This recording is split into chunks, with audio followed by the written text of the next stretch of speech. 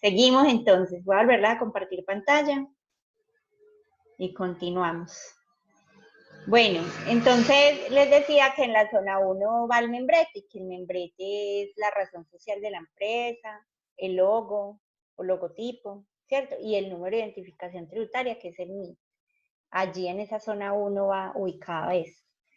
En la zona 2 es un espacio destinado para datos de la empresa como dirección, apartado aéreo, correo electrónico, la dirección web, ¿sí? El fax, el teléfono, la ciudad, el país. Entonces, en esa zona son esos datos en las comunicaciones. Pero esas zonas puede ser lo que va en el pie de página, porque por ejemplo en la empresa es así. Exacto, La zona, lo que pues yo acá como identificándolo, lo que usted nos habla de zona uno está en la parte superior de la hoja membrete, que es donde exacto. está el logo de la empresa con el nombre, tiene hasta el loguito de Euroveritas, el número de Ujú. certificado, y en la parte inferior está eso que usted está diciendo en la zona 2 que es donde Exacto. está la En el pie de dirección. página, ahí es. Exactamente. Ah, Bueno, pero aparece otra zona que en muchas empresas no la tienen muy en cuenta. Pero según la GTC, que pues es la norma, la guía que reúne todas las normas, la zona 3 es el espacio superior derecho y ese espacio se deja en blanco. ¿Por qué se deja en blanco? Porque ese espacio está destinado para el registro de la correspondencia. O sea, cuando uno lleva una comunicación a una empresa, entonces uno lleva la original y la original que deja ya y la copia que le deben devolver firmada, ¿sí? O con el sello de radicado.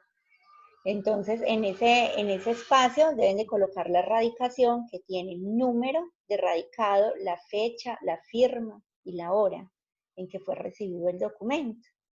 Porque como hay vigencias en los documentos, por ejemplo, plazos se llaman plazos precaucionales, en documentación se llama así, plazo precaucional.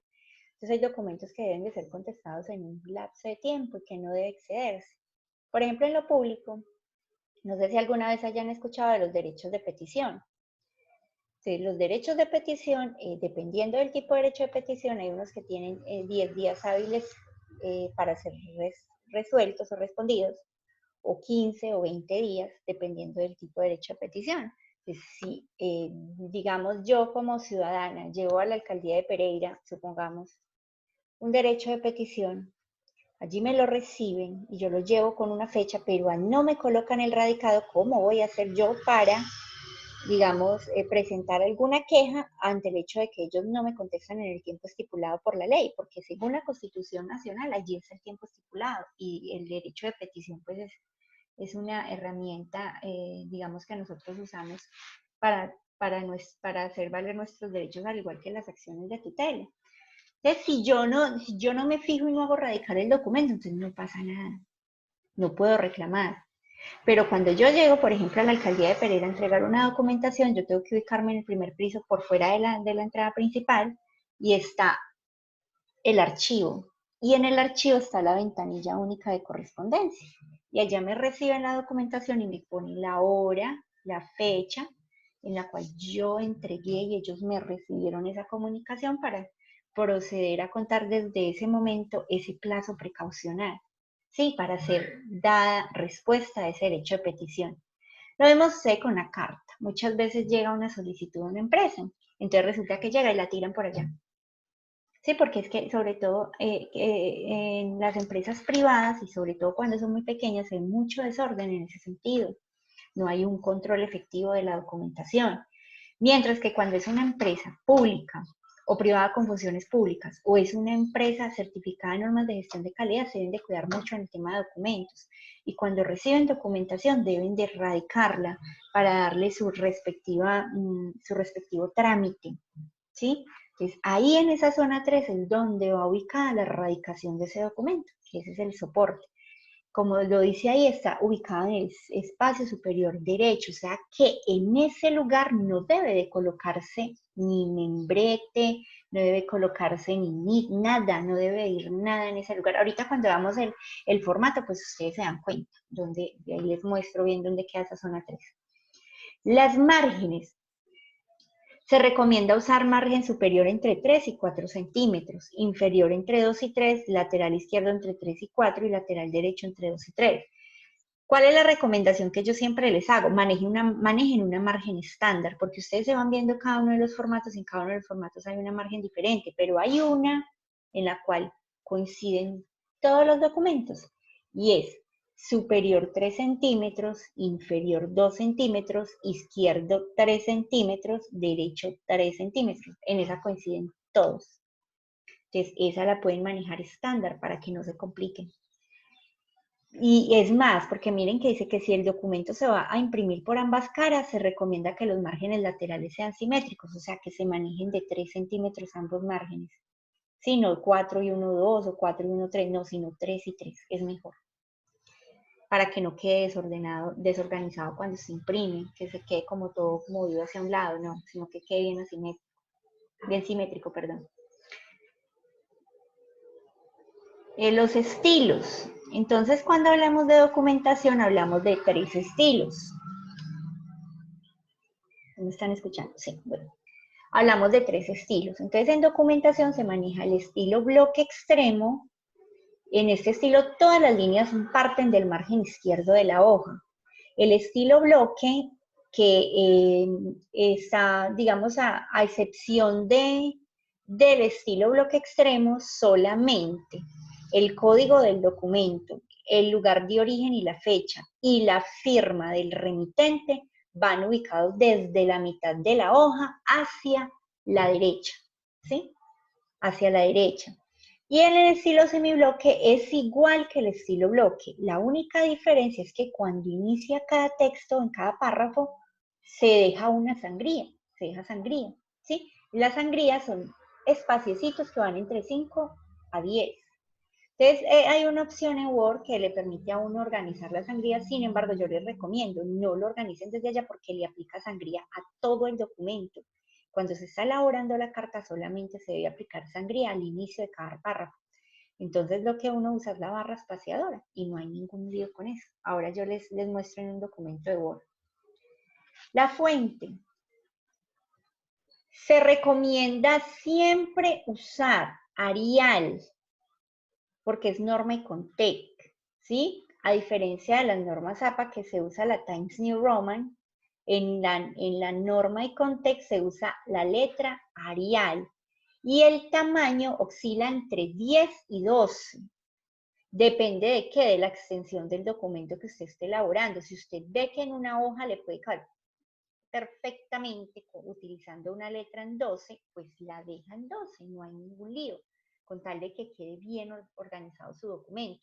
Pero si ustedes ven que se les salta a la siguiente hoja el espacio solo de la firma, entonces ustedes lo que hacen es reducir, pueden colocarle 10 centímetros a la letra.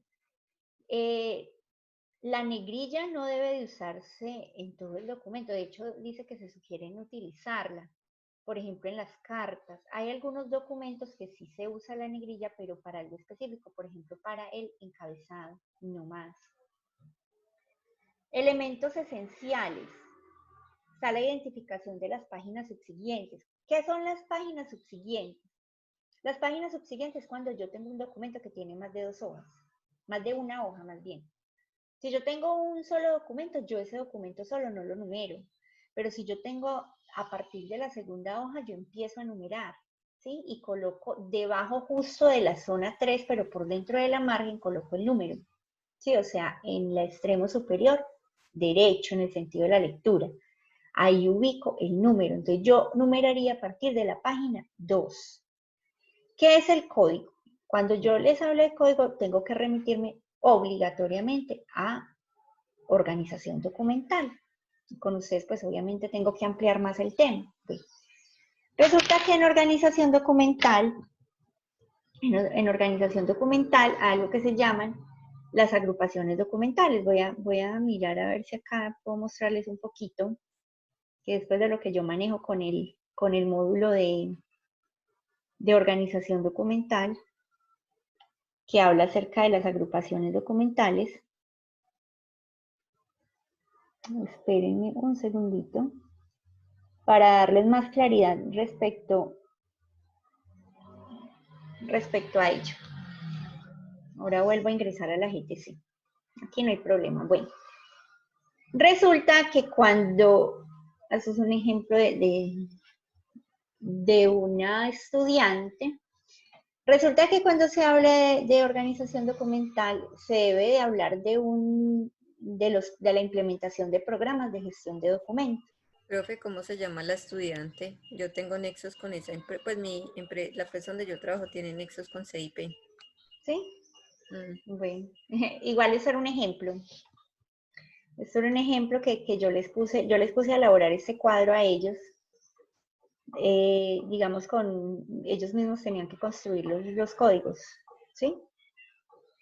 Y esto yo se los di, yo les di toda esta información. Ellos solamente colocaban un nombre X de cualquier empresa, porque tenían que ubicar el fondo. Entonces, vaya, les comento. Eso se llama un cuadro de clasificación documental. Resulta que en documentación, cuando llegan los documentos a una empresa, los documentos se deben empezar a organizar. Digamos que hay empresas que nunca han manejado bien el tema de archivo. Entonces, llega uno y encuentra por ahí arrumado en un montón de cajas una cantidad de documentos. Y eso empiezan a acumularlos, que eso es muy común en las instituciones educativas, por ejemplo, o en empresas pequeñitas. O se dedican a guardar en acetas, sin ningún criterio, sino que empiezan a guardar y ya. Eso se llaman fondos acumulados. O sea, están guardados sin ningún criterio de organización archivística. No se sabe de dónde proceden, no se sabe de dónde son, no se sabe, o sea, quién los hizo, nada se sabe, simplemente los empiezan a acumular y acumular. En los programas de gestión documental, cuando sucede eso, se debe empezar a dar un orden. ¿Qué es lo primero que se hace? Lo primero que se hace es la clasificación de documentos. Y esa clasificación de documentos se da desde las agrupaciones documentales. O sea, yo debo de saber quién hizo el documento o de dónde procede el documento. Entonces debo de conocer quién lo hizo. Cuando yo hablo, por ejemplo, de fondo, el fondo es la misma institución o empresa. O sea que el fondo es de donde procede la documentación. El subfondo puede ser por ubicación geográfica o puede ser por área. Por ejemplo, les voy a contar de la gobernación de Risaralda. La gobernación de Risaralda sería un fondo documental y el subfondo documental sería cada una de las secretarías que hay en la gobernación de Risaralda. Entonces, aquí yo ya estoy agrupando, eso se llama agrupar los documentos. Hasta ahí, bien. Resulta que no solamente se agrupa por fondo, subfondo, o sea, por la empresa, la institución y la división de la empresa, si es por área geográfica o si es por departamento, sino digamos, en muchas empresas tienen una principal en una ciudad y sucursales en varias. Entonces, el fondo sería el nombre de la empresa como tal y los subfondos serían las sucursales, ¿sí? La sección, yo ya me dirijo directamente al organigrama de la empresa y yo ya empiezo como a desprender el organigrama y dependiendo de lo grande que sea el organigrama de la empresa, va a ser esta subdivisión aquí. Entonces, en este caso, por ejemplo, dice que esta empresa tiene una gerencia general, un área de contabilidad, una de fidelización, un área jurídica, un área de impuestos, un área de gestión humana, ¿sí? Un área administrativa, un área de gestión de inventario, área de contabilidad, de capacitación, de planeación estratégica y de dirección de proyectos. Sí, eso es un ejemplo, Entonces, ¿qué tiene esas áreas? Entonces, esas áreas se llaman, ¿qué? Secciones. Son secciones de la empresa. Hay empresas que tienen subsecciones. Esas subsecciones es una división dentro de esa misma sección. Entonces, por ejemplo, hay unas empresas que tienen un área de contabilidad, pero dentro de esa área de contabilidad tienen una subsección que se llama impuestos, que no está acá, o sea, no sería de pronto acá, dividida en este lado, sino que sería dentro de la sección. Otra que se llama cartera, ¿sí? Que la manejan dentro de la misma área de contabilidad. Eso depende de que del organigrama de la empresa. En este ejemplo, tienen las secciones, pero no las subsecciones. ¿Qué son las series? Las series es también dentro de las agrupaciones o la clasificación documental, ya no va enfocado al organigrama, sino a la misma organización de los documentos. Entonces yo, por ejemplo, cuando recibo una cantidad de documentos, yo empiezo a clasificarlos. Y yo digo, estos son cartas, estos son memorandos, estos son circulares, estos son contratos, estos son hojas de vida, y yo empiezo a separar, a separar, a separar, a separar. Pero bueno, ¿de dónde provienen las actas? Ah, las actas provienen de la gerencia general, allá es donde las realizan. ¿De dónde provienen los comprobantes? Ah, del área de contabilidad, allá es donde los hacen, ¿cierto?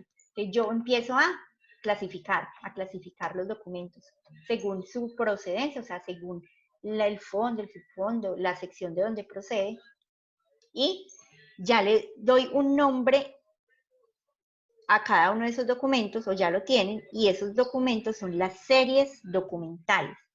Las subseries es una clasificación de esas series documentales. Entonces, por ejemplo, aquí en el cuadro ustedes están viendo que hay una que se llama actas y que hay una subserie que se llama acta de Asamblea General de Accionista, actas de comité, actas de junta directiva, actas de reuniones. O sea que es una división dentro de ¿qué? Dentro de las series documentales.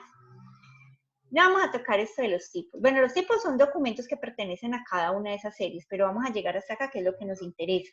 ¿Por qué nos interesa? Ustedes están viendo aquí unos códigos. ¿Sí los miran? Aquí donde dice 400, me dice que el número 400 es gerencia general. No es que esos números sean estándar para todas las empresas. Eso no es así. Esos números o esos códigos, que pueden ser alfanuméricos, esos se los dan es en la misma empresa, o sea, las personas que se encargan de organizar o de clasificar la documentación y de construir esto que se llama el cuadro de clasificación documental, que es donde va la numeración. ¿Para qué? Para que sepan bien cómo se está trabajando. Entonces, en este caso, en el ejemplo pues, que hizo esta persona, dice que el número 400 es gerencia general. Ese es el número de la sección. Que 400 es gerencia y 01 es actas. Que 400 es gerencia, 01 actas y 01 actas de Asamblea General de Accionistas. Y así sucesivamente. 500 área de contabilidad, 508 comprobantes, o sea que va todo el código completo, ¿sí? Va el código completo de la sección, la serie y la subserie documental. Cuando yo voy a elaborar voy a devolverme otra vez a la GTC, cuando yo voy a hacer, colocar el código, y pues me gusta explicárselos para que ustedes sepan de dónde sale eso. Porque pues yo les digo, no, coloquen cualquier número ahí. Cuando ustedes van a la empresa, ustedes no van a saber de dónde procede ese código. Y pues a mí me gusta que sepan de dónde proceden las cosas, ¿cierto? Y pues más si uno tiene el conocimiento. Entonces, ese código que se ubica allí, ese código es una construcción que viene desde allá, desde ese cuadro de clasificación documental. Viene desde allá. Ahora, cuando veamos el ejemplo de la carta, les voy a mostrar. Si tienen allá en ese momento alguna duda, me preguntan. Voy a seguir, ¿sí? Lugar, origen y fecha de elaboración. Datos del destinatario. ¿Quién es el destinatario? Es la persona a la cual va dirigida la comunicación. Denominación o título académico de la persona. O sea, esto va dentro de los datos del destinatario. El nombre del destinatario, el cargo, asunto, cuerpo texto, datos del remitente, líneas especiales, anexos, y están los ejemplos de cómo se pueden colocar cada uno de ellos, las copias, cómo se colocan las copias, o sea, si yo tengo varios ejemplos de cómo puedo hacerlos, ¿sí? Entonces, identificación del transcriptor, el número de copias, estoy pasando rápido porque me interesa llegar acá, que es hasta donde vamos a llegar hoy. Realmente con ustedes no voy a profundizar en toda la guía porque igual el tiempo tampoco nos da, porque lo que vamos a ver la próxima semana está relacionado con la parte de editación. Bueno, entonces las cartas, ya hemos visto un poquito sobre las técnicas de redacción, y allí nos hablaba de las cartas. Entonces las cartas es un tipo de documento organizacional. Entonces, es un tipo de documento organizacional que se utiliza ¿para qué? Para informar, ¿sí? Para hacer una solicitud, Aquí dice, para regular o aclarar una situación, para tramitar o desarrollar o agilizar un asunto, para dar respuesta a una comunicación, para solicitar detalles, para impugnar o corregir una situación, para confirmar eventos, o sea, podemos tener muchos usos para las cartas. En esta parte que habla de las características, esto ya lo hablamos, la semana pasada lo vimos en las técnicas de redacción, que habla relacionado con el lenguaje que se utiliza, relacionado con las normas ortográficas, relacionado también con la misma distribución del texto, de que sea armonioso, ¿sí? De saber utilizar bien el lenguaje, de no ir a caer en una monotonía en la escritura, de no redundar en palabras, de ser muy claros, muy concisos, pero tampoco básicos. Eso es realmente lo que dice allí. ¿Cuáles son las clases de cartas oficios? Entonces hay cartas de tipo organizacional, que son las cartas que se producen en el desarrollo de las funciones de la empresa o de las actividades de la empresa, ¿cierto? De la organización. Las cartas oficiales son las que se producen desde lo público o desde las organizaciones o institucionalidad del Estado. Y las personales son las que utiliza cualquier persona del común y se puede utilizar allí un lenguaje informal, a diferencia de las otras que se utiliza un lenguaje muy formal. Entonces, nuevamente, pues aquí vuelven y nos muestran las partes de la carta. Esto ya lo vimos arriba en las generalidades. Por eso vuelve y lo remite a uno al número 4, ¿sí? Al punto 4. Entonces, vamos a pasar. Ustedes aquí pueden encontrar ejemplos de cómo se redactan los datos del destinatario, ¿sí? Pueden usar un tratamiento de doctor, doctora, el título de la persona, ingeniero, ingeniera, arquitecto, arquitecta. ¿Qué pasa? Me olvidé. Arquitecta, señor, ¿sí? O sea, pueden usar cualquiera de estos. El nombre de la persona, el cargo, la empresa, la dirección, aquí está, y la ciudad. Miren que es lo mismo, no el tratamiento, el nombre en mayúscula, el cargo, la empresa, la dirección, la ciudad. Siempre, siempre deben hacer así cuando estén redactando una carta. Aquí no dice, mire que en ningún ejemplo de la GTC dice, señores, Colombiana S.A. Pereira. No, porque ese es un error que cometemos mucho cuando estamos elaborando cartas. Y es que nosotros enviamos cartas a nombre de una empresa o de una razón social, y eso es incorrecto. Lo correcto es que nosotros nos tomemos el trabajo y nos demos a la tarea de buscar el nombre de contacto a la persona a la cual le vamos a referir la comunicación. ¿Por qué? Porque si nosotros llevamos una comunicación a nombre de toda la empresa, cuando llegue a la oficina o a la ventanilla única de correspondencia, van a tener un trabajo muy difícil las personas que trabajan allí de saber para quién va dirigida esa comunicación. Y muy seguramente la comunicación se va a terminar perdiendo, así que no va a ser efectiva. Entonces nosotros debemos de cuidarnos mucho en eso. Cuando vamos a enviar, por favor, a nombre de quién puedo enviar la comunicación, a nombre de quién puede ser.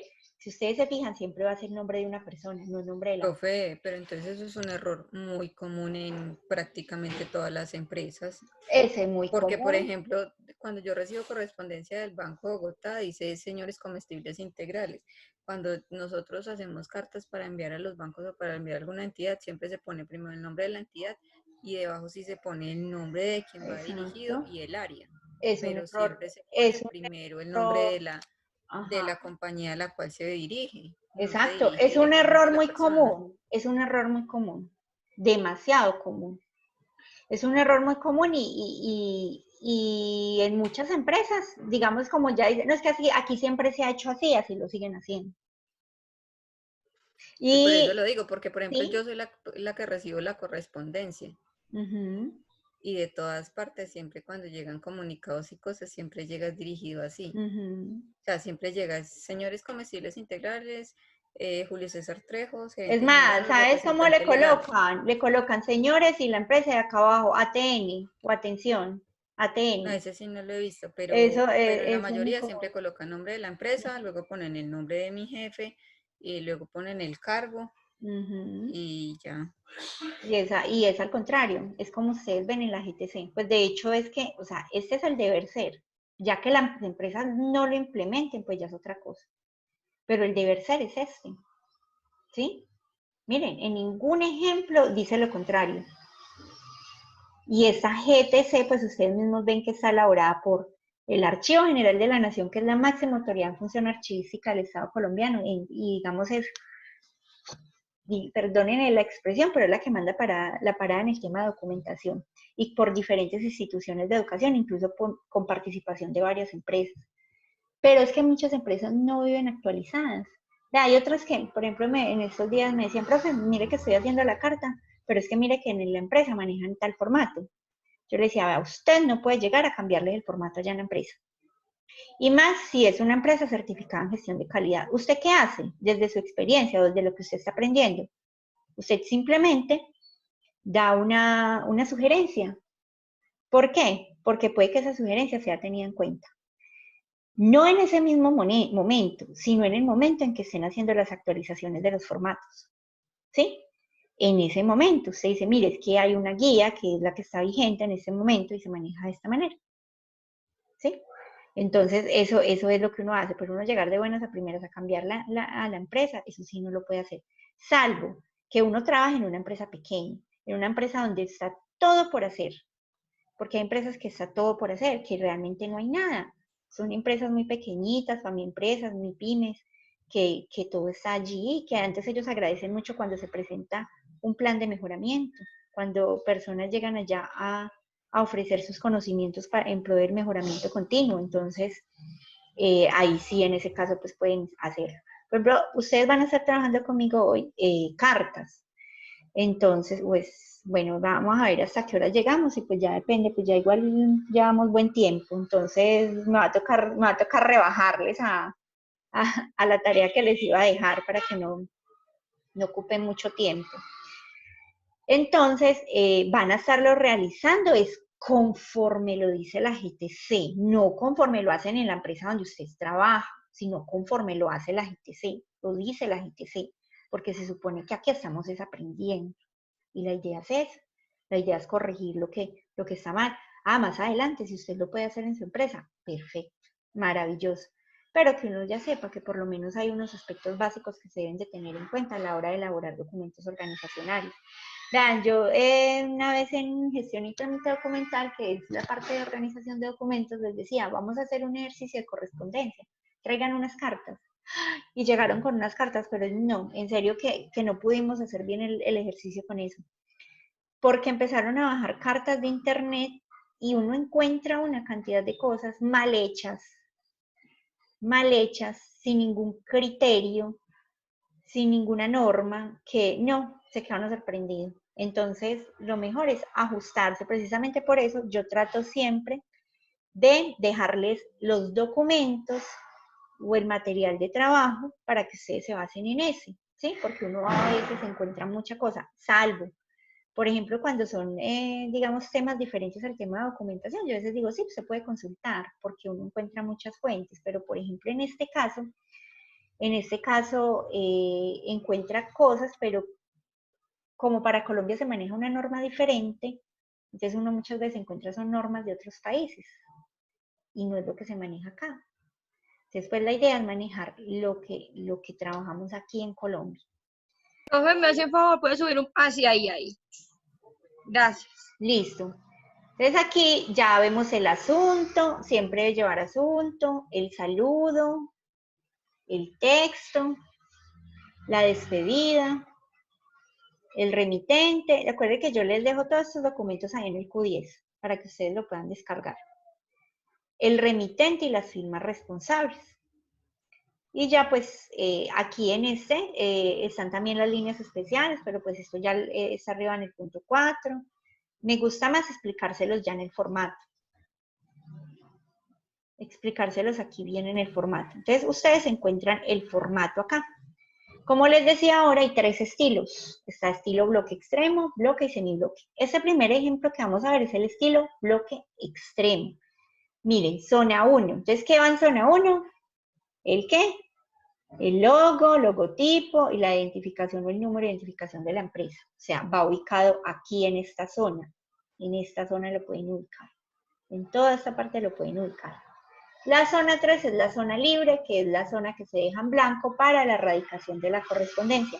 Y aquí ustedes están viendo dentro de la margen. Eso es dentro de la margen, no es que uno lo dibuje así. Ustedes ya saben que simplemente uno en el documento de Word, uno lo que hace es establecer las márgenes del documento. Y están las interlíneas que se deben manejar. Los espacios que se deben manejar, por ejemplo, de la margen al código de 0 a 1 interlíneas. De 1 a 2 para escribir el lugar y fecha de elaboración. Los datos del destinatario, el asunto, saludo, texto, la despedida, el remitente. O sea, ese es todo el formato de cómo debe quedar distribuida la carta. La zona 2, que es donde va la dirección y los teléfonos. Y aquí ya está el ejemplo como tal. Pues miren acá. Zona 1, el logo de la empresa, que el logo puede ser con una imagen, un dibujo, o que puede ser con ¿qué? Con el mismo nombre, un logotipo. El código, entonces les decía que les iba a explicar bien lo del código con ese cuadro que les mostré. Ustedes allá en el cuadro que les mostré vieron que yo les enseñé de dónde era, que era una sección. Entonces la sección puede ser el mismo departamento o área funcional de la empresa. Y puede estar identificada con un número, con letras, o con códigos, o con números y letras, que sería alfanumérico. Este ejemplo me dice CNI, o sea que CNI es ¿qué? La sección, ¿sí? Es de dónde procede el documento, o en qué oficina lo elaboraron. 8 es el número de la serie documental, entonces en este caso me está diciendo que 8 son las actas, las cartas. Cartas están identificadas con el 8. Y ese número de aquí es el número del consecutivo del documento. Entonces, lo que quiere decir en este ejemplo es que ya va en el número 12, la documentación. De ahí procede el código. Por eso les mostré el cuadro de clasificación documental para que entendieran esto. ¿Ustedes qué van a hacer? Ustedes se van a inventar un código cualquiera. No importa, no interesa, pero por lo menos me queda ya la satisfacción de saber que ustedes ya pueden entender de dónde procede el código. ¿O hay alguna duda al respecto? ¿Alguna duda? ¿O si entienden?